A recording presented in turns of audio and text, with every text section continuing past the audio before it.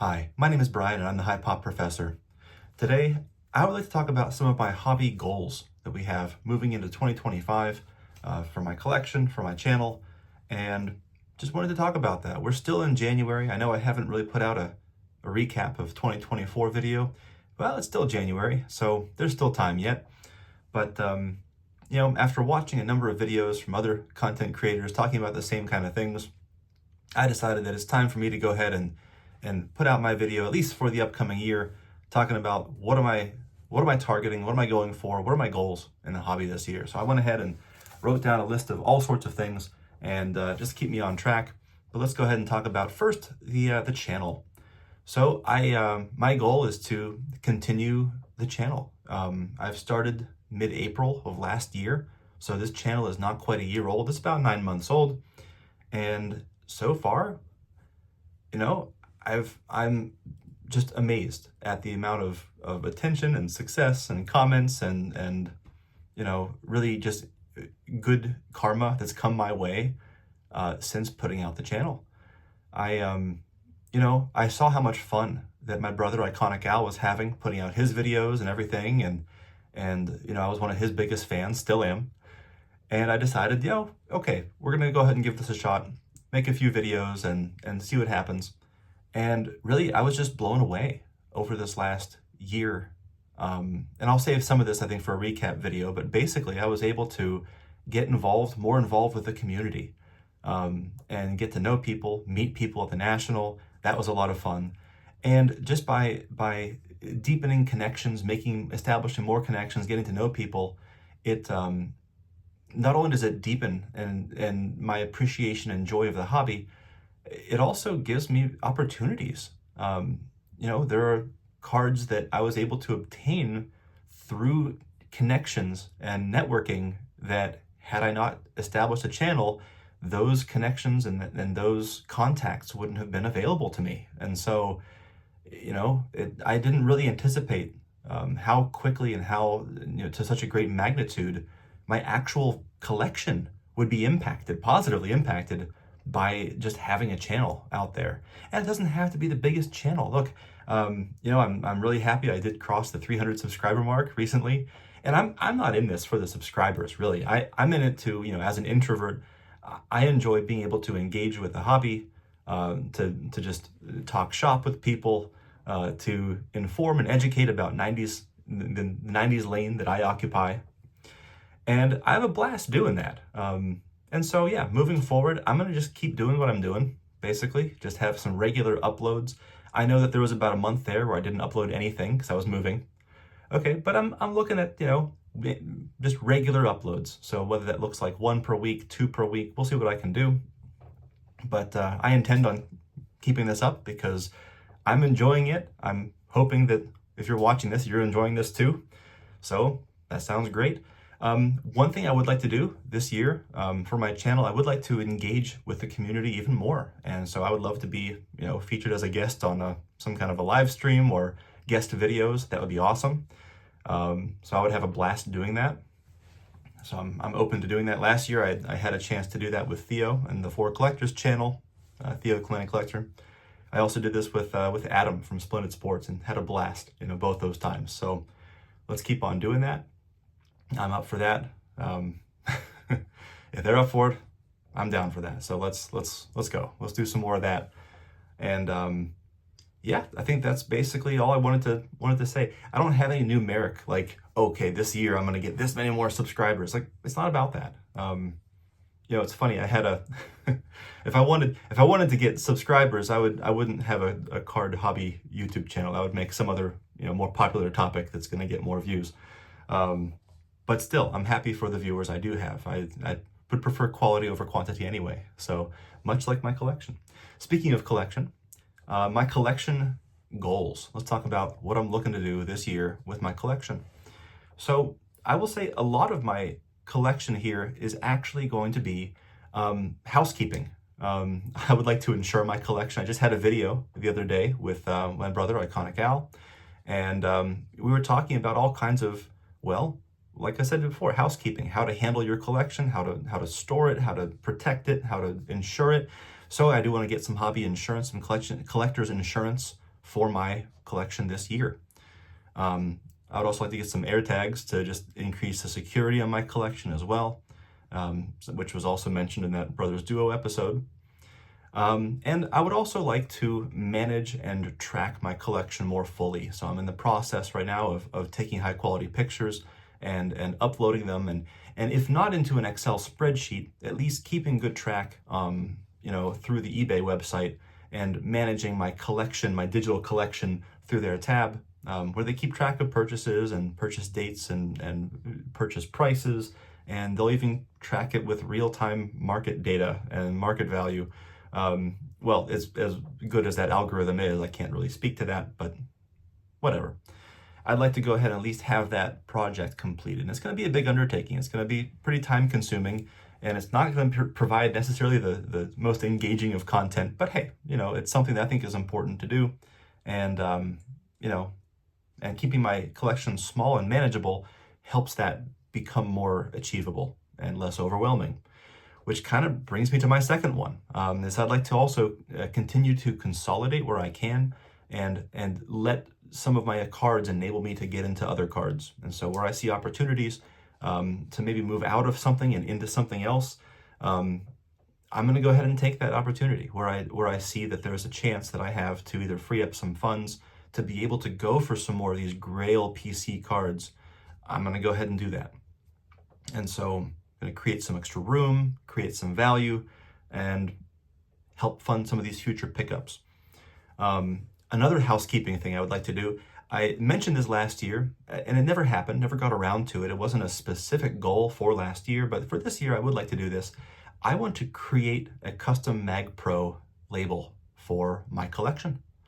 And so I have some ideas about that. But if any talented artists out there would like to reach out or comment down there below, I've got a couple ideas, and I would like to be able to have all the cards that I have that aren't in a slab. I am slab agnostic, so I have all kinds of slabs, but all the ones that don't belong in a permanently slabbed home from Beckett or SGC or PSA or CSG or whatever it might be. Yeah, I'd like to be able to put, a nice looking flip on the top with maybe some information on the back. And yeah, I'd like to be able to have that in my collection. So that's something I'd like to go ahead and take a look at this year as well. I do intend on submitting at least one submission to PSA at some point this year, and I'm going to go ahead and do that through GameStop. I've decided to go ahead and give them a shot. I made a video a few weeks ago about that, and I feel like now I have to try it. I have to experiment. No card minimums there. It's a better rate for submitting cards. It's cheaper to do it that way. And there's free shipping, at least return shipping coming back there. So we're going to go ahead and try that at some point this year. And I'll certainly make a video detailing that whole process, let y'all know how it goes. So that's all the other stuff. As far as my collection, I still do have a couple of runs I'm still working through. And so number one, like pickup goal runs, I'm still working through a couple of my Maddox refractor runs. Specifically, I'm looking for some of the last couple ones in the Topps Chrome refractor runs.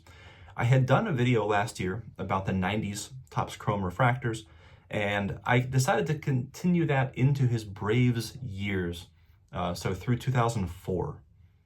And so there are some tough ones that I'm still missing. I'm still missing a couple black refractors from 02 and 03. If you happen to know anybody who has those, let me know. That'd be great. Also, a couple of my Diamond King autographs that I'm looking for. I'm down to, I think, fewer than about 10 of them that I'm really looking for. And so most of those 10 are either ones that don't come up often at all, or you just don't see them, or if you do see them, they're very dark and they're tough to see, and so I'm kind of picky about which ones I want. And so we're talking about guys like Bo Jackson. You don't see a Bo Jackson signed Diamond King very much, or Barry Bonds is like a really rare one. Kirby Puckett would be one as well that I might not ever even own that one because of just the value is too high to justify spending that on a Kirby Puckett autograph. We'll have to see. But there are a couple like that. And now, unfortunately, after another video I just made a week or two ago, unfortunately, Ricky Henderson is now back on that list. But that would probably be like a 2026, 2027 targeted pickup. It's a little too soon, I think, to make that front and center as a priority on my list. And so where does that leave me with other cards?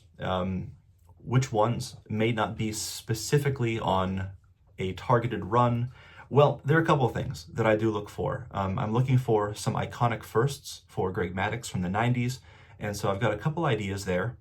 I also was looking for another autograph or two for Barry Bonds, and I was starting to target a couple of cards from the 97 and 98 Donruss signature set, and so I'm going to look out for a couple copies of some of the Millennium Marks autographs for Barry Bonds. And for Greg Maddux, I'm going to try and target a Century Marks, which is one of the ones out of 100. And so these cards are pretty scarce, pretty rare, but out of 100 keeps it just plentiful enough where I still think that they are attainable when they do pop up. I think there was one that sold last year. I think it was a PSA 8 Auto 8 that I want to say sold for somewhere in the neighborhood of like $350 or something for Maddux. So, you know, it's a lot, but it's definitely not like out of reach. I would want to wait for a better looking specimen of the auto if possible. And I would want condition to be pretty good. Something akin to a PSA 8 or maybe PSA 9 would be great. So something like a PSA 8 Auto 10 would be just about perfect for me.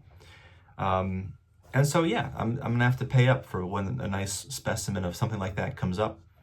That's just fine with me.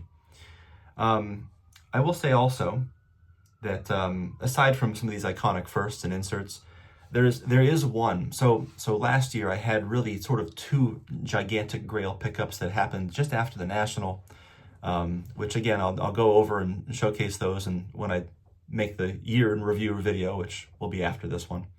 But yeah, I managed to pick up the 97 Finest Gold Embossed Refractor for Maddux, and I also picked up the 97 Essential Credentials Greg Maddux. And so those were my two biggies last year that I picked up. And I'm looking at specific cards and figuring out which one or ones make sense to put a target on for me for this year. And I do have a card in mind that I would like to chase. And it's one that's really tough to get. I'm not sure I've even seen a sale of one of these at all. And so it's going to be pricey when it does come up. And as of right now, I'm not actually ready for it. I don't want it to come up because I don't have the funds for it. Just going to throw that out there. But the card I have in mind, the card I'm thinking of, is the 97 Pinnacle Certified Mirror Gold Team. So the Gold Team insert was an insert that was, well, they had Pinnacle Certified Team. They just had the regular, insert that was there. The Certified Gold Team was a special one that was sort of numbered. It was serial number on the back out of 500, but there was really only 475 of them made because the first 25 only were mirrored and sort of refractor finish. So let me go ahead and pull out. I'm going to go ahead and find this real quick as I'm talking because I should have planned this out better and had this ready to go, but that's okay. But I've got it right here. So here it is. This is the Certified Gold Team. Here's the one that I'm talking about. And so the serial number on the back is a number between 26 and 500. And so on the back, you see the number there. The first 25 would have a refractor coating on it. And that's what I'm looking for here. Now, this card is, the first 25 that have that refractor holofoil finish on it.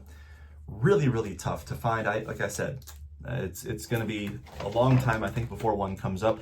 I suspect I probably won't even see one come up for sale this year. But if I do, I want to, really try to free up enough funds to where I can make a good effort, a good stab at it, should that pop up. And so that's sort of the big reach. That's the big chase, the big reach card. I don't think I'm going to get there. And especially, too, again, if part of having such a limited, focused, targeted set of cards here is that I don't expect these cards. I don't expect to get all of them. I'm not even sure I would get a bunch of them, multiples of them. I might just get one or two. And that's fine because this year might be more about saving up. It might be more about, I'm going to be putting some funds towards grading. I'm going to be putting some funds towards other areas too. If a Diamond King comes up, I'm not going to let that pass up necessarily. I'm not going to let that pass me by. I'm going to have to go for it. There is one other branch of my collecting bonsai that has been sort of tickling at me, and I've wanted to expand just a little bit into a new direction. You know, I have, of course, my Maddox PC is my main one, my Diamond King autographs, of course.